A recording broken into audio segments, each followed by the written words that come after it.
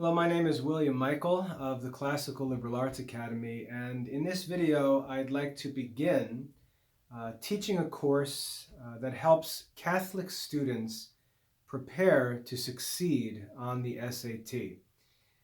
I've been working in education for over 20 years now, and the first 10 of those years I was a classroom teacher, and I was normally assigned the task of preparing upper school juniors and seniors to take their SATs and prepare for college. And I'd like to share with Catholic students lessons that I believe will be found very helpful because the SAT is a very unique test, and I believe that Catholics who grow up in Catholic families, who learn to think as Catholics, who go to Catholic schools or study in Catholic homeschools, need to understand the test and approach the test in a way that they're not necessarily familiar with, because it's a different kind of test that tests different knowledge and skills and presents unique challenges to Christian students, to Catholic students. So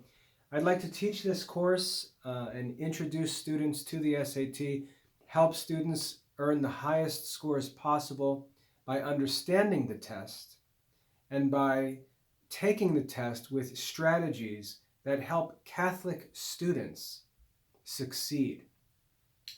In this first video, what I'd like to do just very generally is talk about what the SAT is, what it does, and so on, and talk a little bit about who writes the SAT or who makes the SAT and why this is important.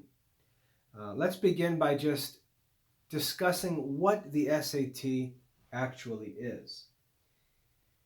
The SAT is a standardized test that's given to high school juniors and seniors, and it's used by colleges and universities to measure what are called college readiness skills in high school students. It's a test that's very different from tests that students normally take in high school. It challenges skills that normally aren't discussed or focused on in high school studies, and it can be a very important, very influential test in a student's life. If you're intending to apply to a great university, to a highly selective college and university, you have to expect that every student applying is going to have a high SAT score. So while a high SAT score won't get you in to a great university, it will quickly get you disqualified from admission to a great university. And if you score highly, it may help you get into a school that your transcript and your grades might not have otherwise allowed you to get into. So whether you're planning to attend a highly selective university or you have a weak academic record, weak academic transcript, and you'd like to get into a selective college, the SAT will help you in either of those situations. As I said, the SAT tests a student's college readiness skills, or it may be even better to call them college success skills. Life in college is very different from life in high school. In high school, students are managed by teachers who are supervising them constantly while they're in school, managing all of their studies, assigning them daily tasks, checking their work, checking their homework. And they're also managed by parents who are constantly looking over their shoulders, making sure they're going to school, making sure they're doing their homework, talking to teachers, and so on. So students have a lot of help in high school. There's a lot of support. There's tutoring. Teachers are willing to allow kids to resubmit assignments, do extra credit projects, and so on. Parents are able to work with students. Students have a ton of support when they're in high school, and when a student gets to college, that all goes away. A student may live independently, away from home. The student is now treated like an adult in college courses, not as a child. The child's parents are likely not involved at all in his college studies. And the professors are not there to chase students down and make sure they're doing their work or coming to class. They simply take attendance and give grades for the work that the students do. And like I said, the students are treated like adults in a college course. And so the skills that are needed in a college or university are very different from what's needed to get good grades in a high school. And the SAT is used as a test that sort of predicts how well the students are going to be able to do in a college setting. Some people like to pick on the SAT and complain that it's not accurate or not fair, but I disagree. I think the SAT, if it's rightly understood and prepared for, is actually a very effective test that can predict a student's future success at a college or university. So the SAT, to summarize that, is a special test that's designed to test whether students have the general skills that are necessary for success at the next level of study at a college or university. Now, the second important question is, who makes the SAT? Who makes the SAT? This is very important, and most people don't think about it carefully, and that leads them to prepare wrongly for the test, causes them to score lower than they would have scored had they been mindful of these things, and leads to problems that can be avoided. When we talk about who makes the SAT, it's an organization. It's not a school, not a university. It's an organization called the College Board who makes the SAT. These people are professional test makers. They create all kinds of tests for different schools and universities and professional schools and so on. Their business is making tests, and colleges and universities trust them to make tests that will reveal whether or not students have the skills and knowledge that's necessary for them to succeed and to be worthy of admission. The College Board is not a group of teachers. Like I said, it's not a college or university. It's actually a business that creates standardized tests that are used by colleges and universities. Now, the reason why that's important is because when you're in school, the teachers of your courses usually are the ones who make the tests. This is even true of college courses. Usually teachers make the tests.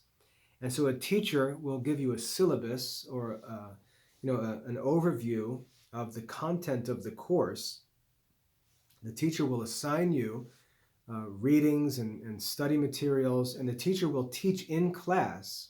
And then the tests in that course or those courses will be made by the teachers to measure whether or not you've done the work that you've been told to do and have paid attention and studied all that was taught in the class. The teachers make the test, and what they teach you and what they assign you is what needs to be studied and learned to score highly on the test. That makes testing very easy. We often complain and say, all you need to do is study for the test. And that's considered negative, but that's how school usually works. There's no use studying things that are not going to be on the test, for which you're not going to be rewarded. It may even hurt your score to spend time studying things that you're not going to be tested on. So when we think about the SAT, we have to ask, who is making the test? What is the syllabus? What are we being tested on? And how can we earn the highest possible score? Now, nothing that you study in high school directly contributes to your score on the SAT. It doesn't matter if you've studied calculus or trigonometry. It doesn't matter if you've taken English classes or foreign language classes, social studies classes, science classes. It really doesn't matter on the SAT, because the SAT is not going to test the content of your high school courses. It doesn't matter, for example, if you studied American history, because on the SAT, there are no American history questions. There are no English grammar questions, no vocabulary questions based on what you might have studied in a high school English class. There are no math questions that test the exercises or the content of the books that you studied in high school math classes. The content of the SAT is a very specific content that's intended to test whether or not you possess certain skills that are necessary for success in college studies. Now, because we have experience with SAT testing, we've got decades of examples of SAT tests, we've got millions of experienced test takers, and because the College Board provides us with some guidelines for what they actually include in the test and how the test is arranged, we can know what's going to be on the SAT. But as I said, it has nothing to do with your high school studies. Sure, the general ideas that you learn, the general skills you learn in high school will affect your score, but you're not going to score highly on the SAT unless you specifically prepare for the SAT and make sure that you have the skills that it seeks to test. And so, while a good high school education is important for life in general, or at least for your high school diploma and transcript, unless you prepare specifically for the SAT, you're not going to score very well. And so in this course, what I'd like to do is help students learn exactly how they should study and prepare for the SAT to earn the highest possible score. And that begins with considering what is the SAT and who makes the SAT.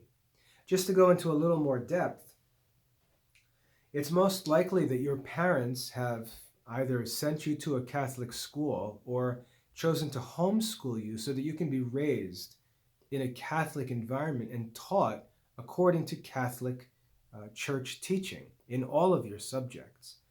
The SAT doesn't have anything to do with Catholicism. The test makers are not Catholics, not necessarily. The test is not intended for Catholics. The test doesn't measure your knowledge of Catholic teaching or test whether you know how to think like a Catholic. And so when you come to this test as a Catholic, you have to be conscious of your Catholic identity and make sure that you realize that this is not a Catholic test. And the reason why it's important for you to understand who and what you are as you come to this test is that this test, the SAT, is designed to trap students.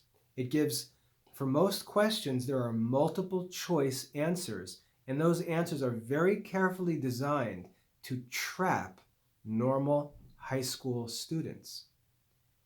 The college success skills are going to measure whether or not you are a reasonable, mature, problem-solving person who can succeed in a college environment. And a college environment, for most colleges and universities, is going to be a diverse environment. You're going to be with people from different countries, from different places, from different nationalities, different religions, different cultures, and you're going to have to be able to participate in a diverse campus environment, in class discussions, in group projects and assignments with people you've never likely met before.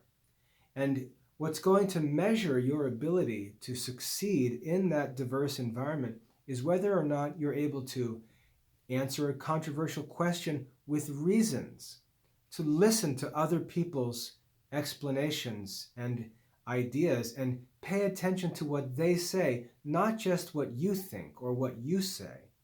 If people use words, to understand what they mean by those words, not necessarily what those words mean in books that you've read or in places where you've studied. The ability to participate in a diverse society on a college campus is tested through the SAT. And so we have to understand what the normal traps will be where common high school students will be tricked by the answer choices on the SAT and led to answer questions incorrectly. That's part of the goal of this test. The people making this test represent that modern, diverse college environment. And we need to make sure we understand those test makers as we prepare to take the SAT, so we're not trapped with answer choices that are intended to trick us. So it's important for us to understand what the SAT is, and it's important for us to understand who makes the SAT so that we can prepare to succeed and earn the highest possible score on this important test. As we get started in this course, we're going to take apart every bit and piece of the SAT, learn how it all works, learn how you can master every different type of question and part of the test and earn the highest possible score. So I hope that's a helpful introduction. Make sure at this point that you understand what the SAT is, how it's used, how it affects your life, why it's important, and so on. And understand who makes the SAT and why understanding who makes the SAT is important for you to be able to earn the highest possible score. I hope that's a helpful introduction. God bless your studies.